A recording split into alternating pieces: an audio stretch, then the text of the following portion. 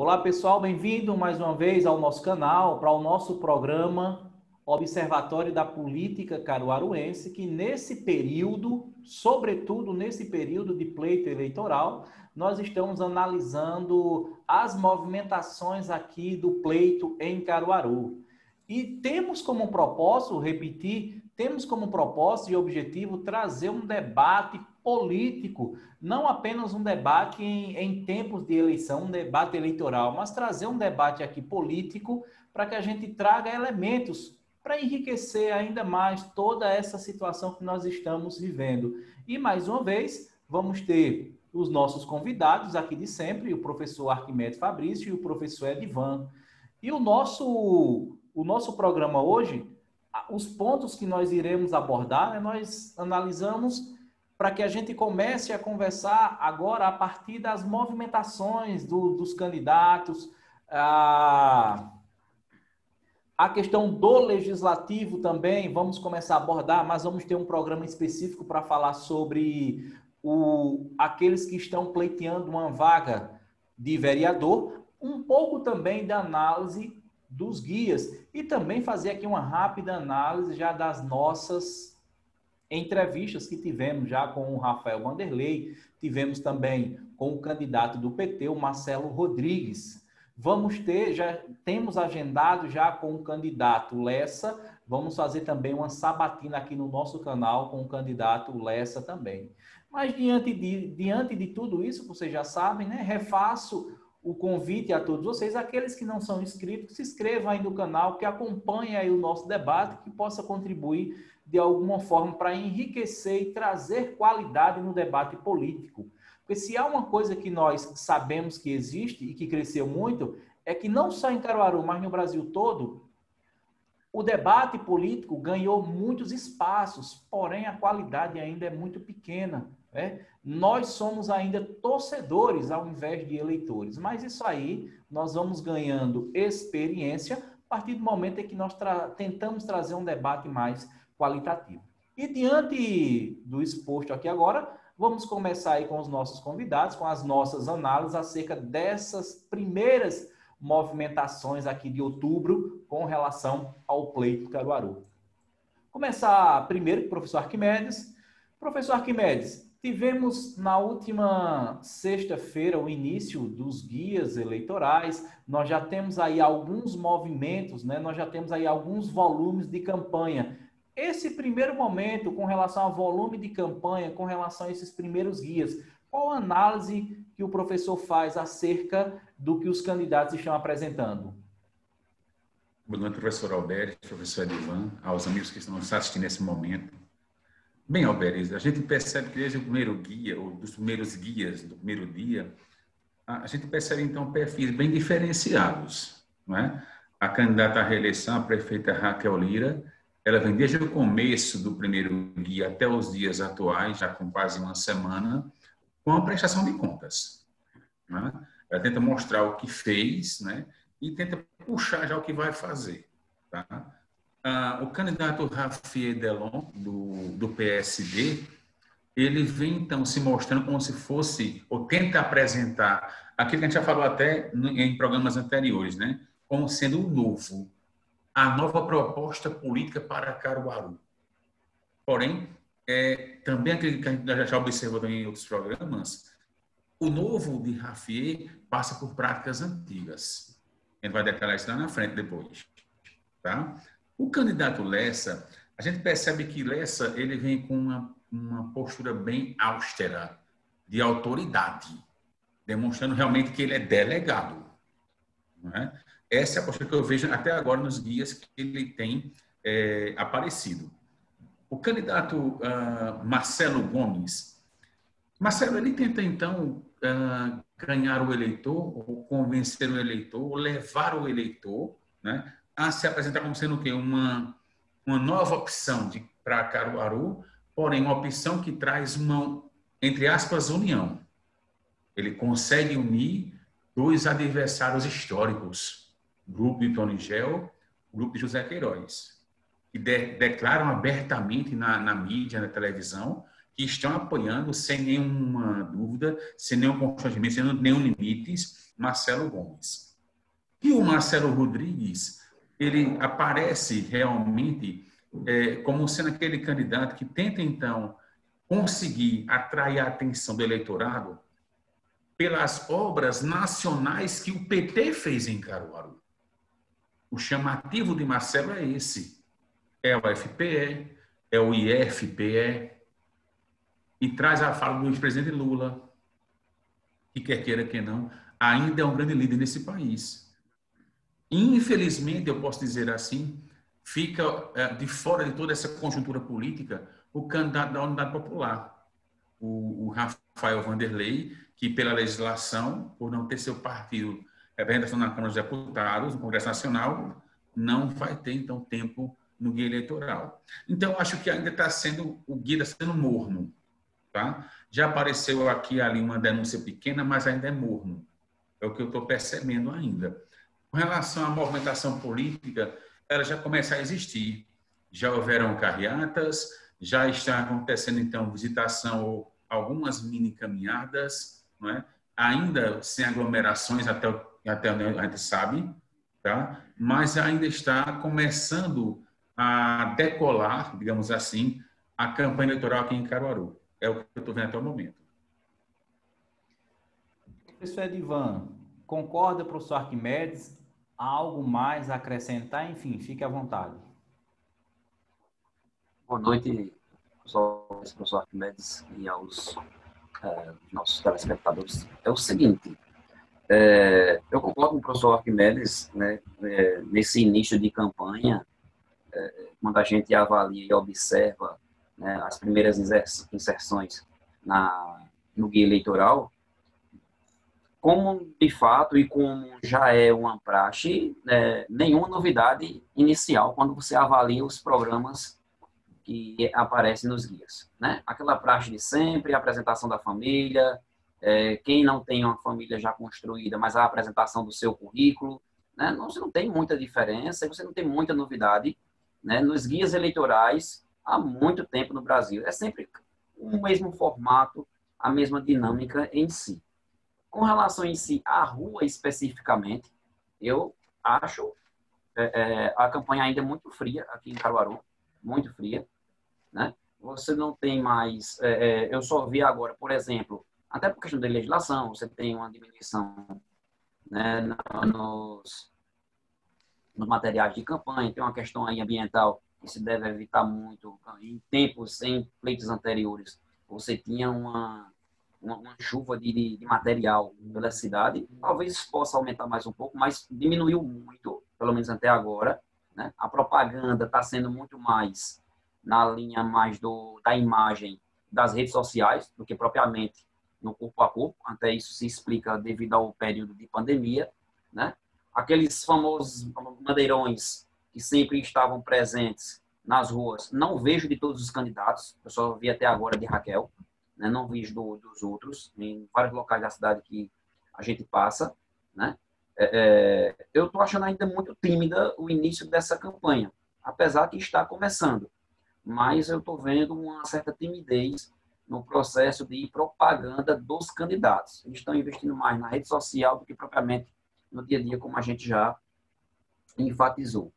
Especificamente com relação a alguns candidatos, né? E aí a Arquimedes falou algumas características que, de fato, a gente começa a observar. Então, já é algo estabelecido e vai ser o modo dessa campanha. Você vai ter a situação com Raquel, né? E os candidatos de oposição diretamente nas suas inserções fazendo críticas ao governo, o que é natural em toda campanha política, né? O governo sempre vai ser bombardeado, né, por aquilo que não fez, por questões, por falhas, que, aliás, é uma estratégia que todo e qualquer candidato que pleiteia o cargo, é natural que ele vai ter que mostrar aquilo que não foi feito, porque não teria sentido. Ele não vai falar sobre as obras que foram feitas ou sobre as situações que são positivas, porque aí ele estaria, de certa forma, aumentando, né, o capital político do candidato à situação. Então, é muito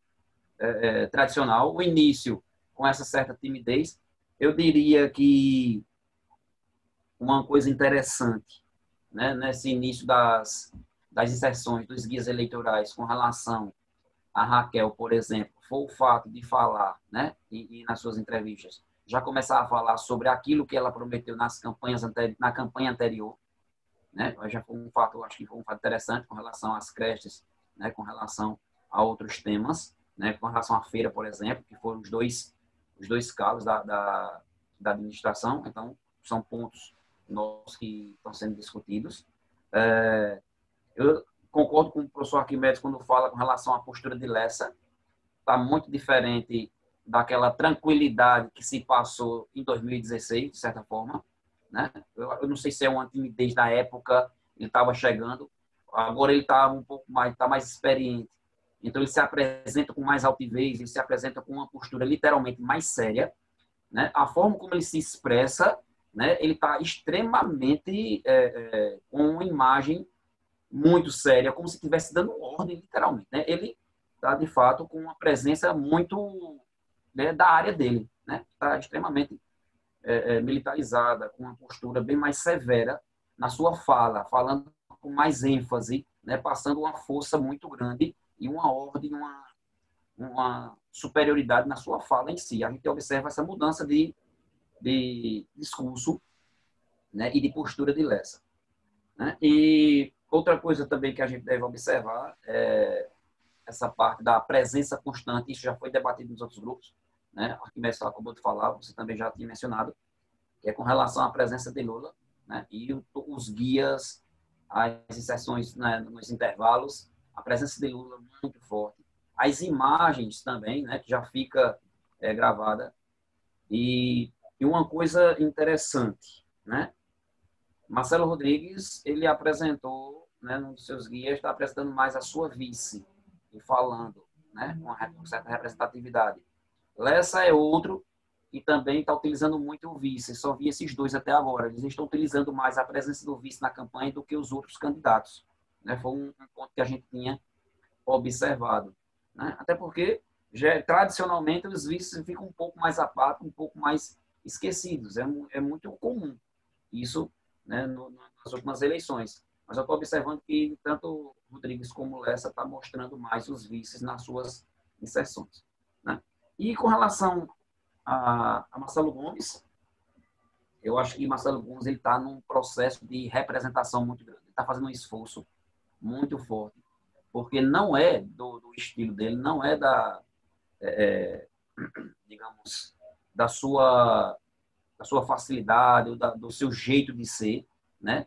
A forma como ele está falando. De fato, ele está tendo toda uma preparação, né? Você observa que tem ali, né, a mão de pessoas mais experientes, não deixa de ter conselhos de Tony Gel, de Zé Queiroz, de postura, porque é o primeiro momento que ele está na majoritária e está sendo o personagem principal, né? Ali está sendo o ator principal. Então, você nota que ele, de fato, está fazendo uma representação sobre um papel de manter um certo dinamismo, de mostrar uma certa liderança, né, nas suas inserções. Eu acho que, né, de início, o que a gente encontrou, mais ou menos, sobre essas primeiras inserções desses candidatos. Só queria acrescentar algo, Alberes, bem rapidinho. E eu tenho que ressaltar, não podia esquecer isso. Os guias, para mim, estão sendo muito bem produzidos. Material de muito boa qualidade. Estão de parabéns às equipes deles. A estrutura dos comerciais está bem... muito bem produzidos. De fato. Há uma situação dentro dessa qualidade da formatação dos guias. Quando o professor Arquimedes fala da qualidade, é com relação ao conteúdo ou com relação à estrutura, Arquimedes? Ao que é apresentado ao público, a estética, sim, ao que é mostrado ao público. Certo, isso. A estrutura, né? O processo de produção. Pronto, a questão de discurso, de proposta, não. Até agora... Esse processo de produção, a gente percebe também que, devido à reforma política, reforma eleitoral que houve, a diminuição dos guias, então fez com que o investimento, né, que pudesse ser feito de uma produção muito mais elaborada, isso também diminuiu um pouco, mas Paralelo a isso, você tem as mídias sociais, que é algo que você pode atuar 24 horas por dia. Então, nas mídias sociais, nas redes sociais, tem que ter também uma qualidade, né? Uma mínima estrutura. Então, você pega a qualidade e a estrutura das redes sociais e você joga ali para o guia. Enfim, no guia a gente sabe que tem aqueles que contratam estúdios, mas, enfim, as redes sociais trazem também e dão essa qualidade também dentro da questão da estética. E diante de toda essa movimentação que nós estamos começando a perceber dos guias, volume de campanha, enfim, a gente percebe coisas que são muito evidentes. E que, até certo ponto, são questões que são óbvias. Primeiro, né, você percebe que Raquel está muito tranquila, está muito na dela, ela mesma faz a pergunta, ela mesma responde, ela mesma faz a análise, ela não está preocupada com os seus adversários.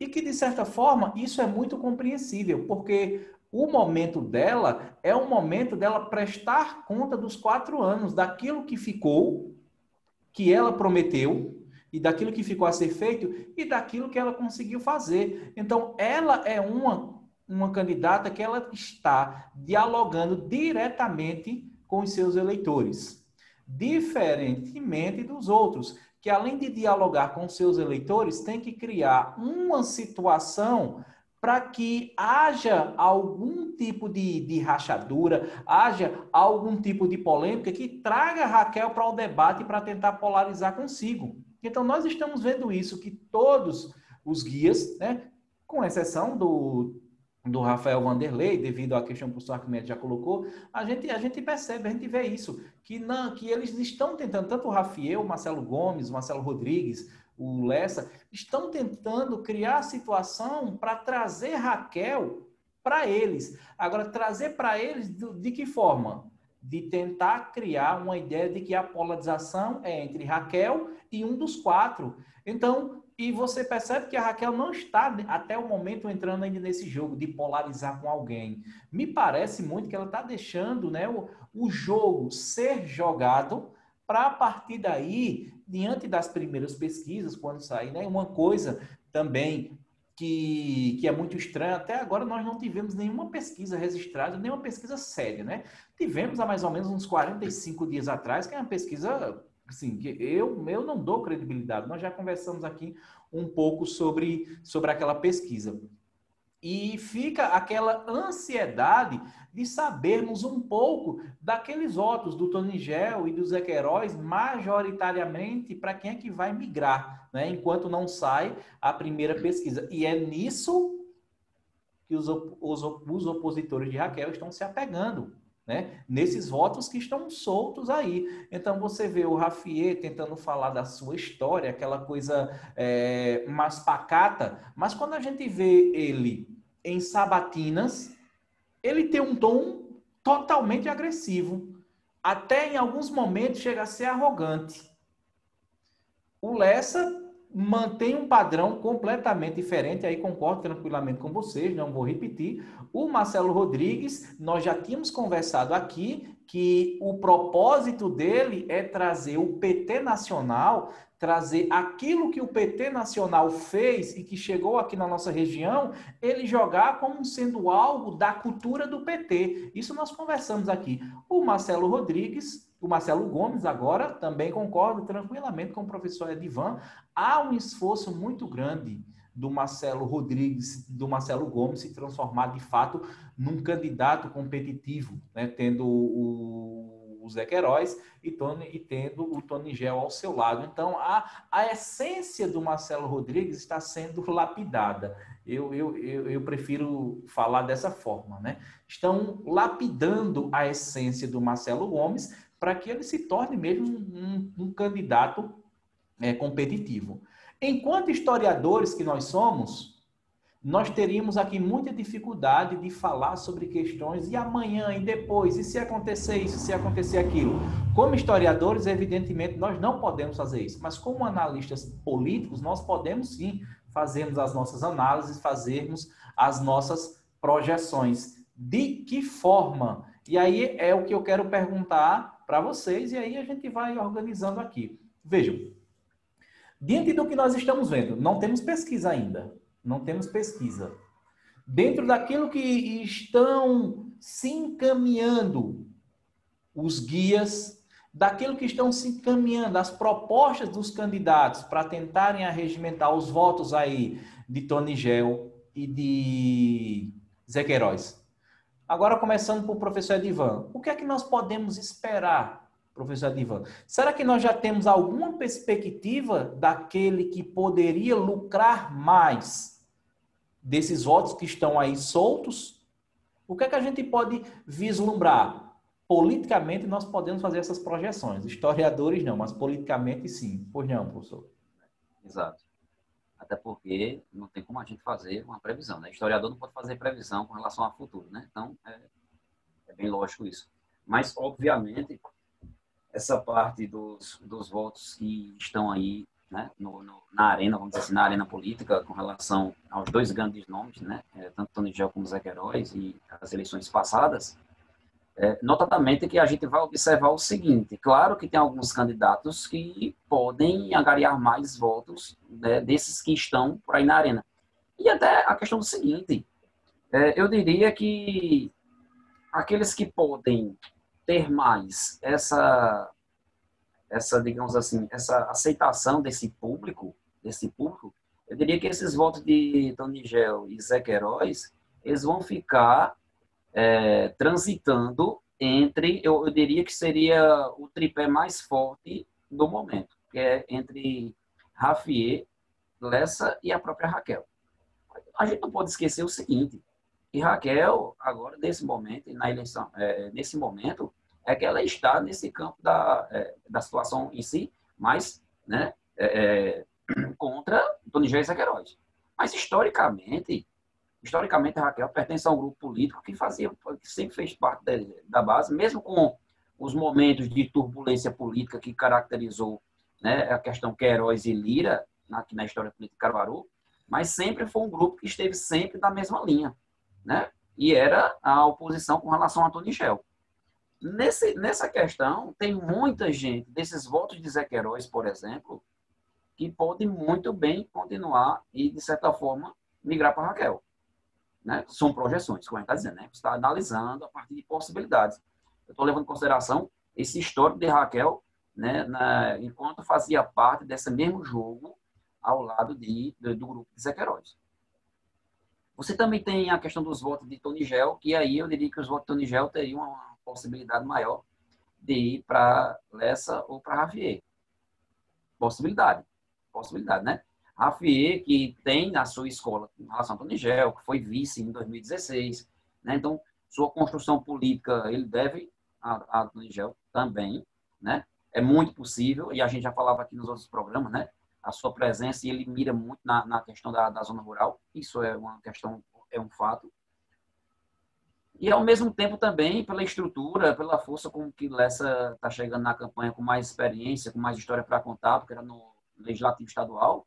Então, ele também vai ter uma certa aceitação nesse grupo em si. Eu diria que esses votos podem, mais uma certa estrutura, vai ficar transitando esses três grupos, esses três candidatos, eu diria, né? Em virtude da presença dos outros. Eu acho que a gente pode vislumbrar mais nessa linha de pensamento. Vai ser pulverizado. Eu não diria que você vai ter, vamos dizer, na diferença da eleição anterior, como a gente falava, né? Você tem aí perto de aproximadamente quase 90, 100 mil votos nessa linha, e vai ser a conquista, né, a busca desses candidatos por essas votações. Então, eu diria que, né, mais de 50%, 60% vai para um determinado candidato. Eu acho que ele vai ficar pulverizado, porque está se encaminhando, né, essa possibilidade aqui nessa eleição, a priori, né? É apenas uma conjectura, uma possibilidade. Professor Arquimedes, o que é que nós poderíamos trazer a princípio de projeção com o que nós temos hoje?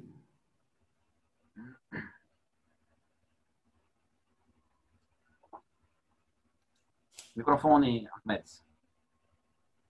A fala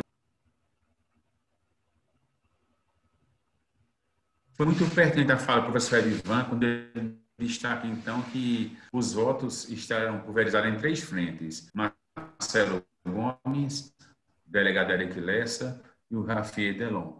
Eu acho pouco provável muitos desses votos dos 2 caciques migrarem para Marcelo Rodrigues, do PT. Embora a gente saiba que exista uma ligação muito forte, historicamente falando, entre Queiroz e o PT em algumas eleições, eu acho difícil muitos votos irem para Marcelo Rodrigues. Eu acho pouco provável. Porém, eu tenho fazendo aqui alguns cálculos meio fantasiosos, vamos dizer assim. Minha praia na matemática, eu sou de humanas, não é?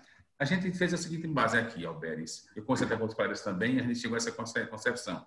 Imaginemos que o cara tem o quê? 200 mil eleitores. Tá?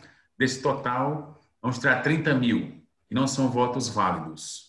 São votos nulos, branco, abstenção. Ficamos com 170 mil votos. E aí, qual é a conclusão? Pegando a sua fala agora, Alberes. Raquel está tranquila, porque acho que ela está trabalhando com uma margem no limite. Por quê? Para Raquel chegar a uma vitória no primeiro turno, ela tem que ter aí de 85 a 90 mil votos no primeiro turno. A pergunta é, ela garante esses 90 mil votos, digamos assim? Será que ela vai ter esse impulso eleitoral, esse cacife, esse peso grande para fechar a eleição de primeiro turno e desbancar os outros 5 adversários dela, aliás, e sem o apoio, aliás, de grandes lideranças no Estado? Porque quem está com o poder na mão é Paulo Câmara, que está apoiando Marcelo Gomes.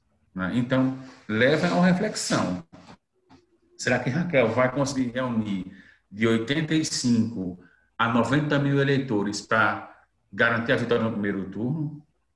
Isso é uma grande interrogação que a gente vai começar analisando.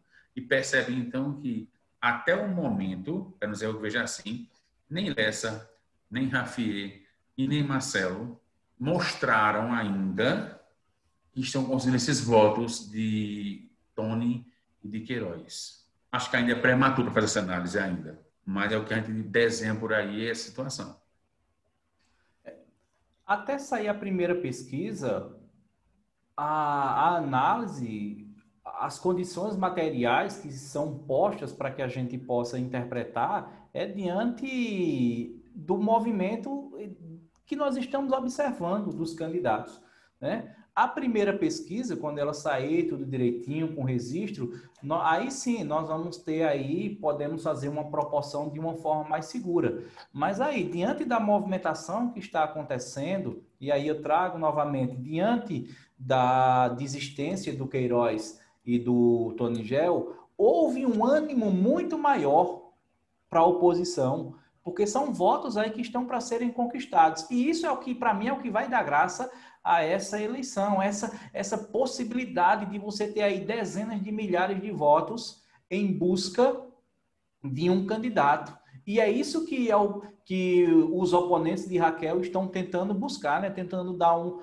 movimento significativo de campanha. Então, a nossa discussão para o nosso programa de hoje seria essa, fazer essas primeiras análises com relação a partir dos guias, a partir das movimentações,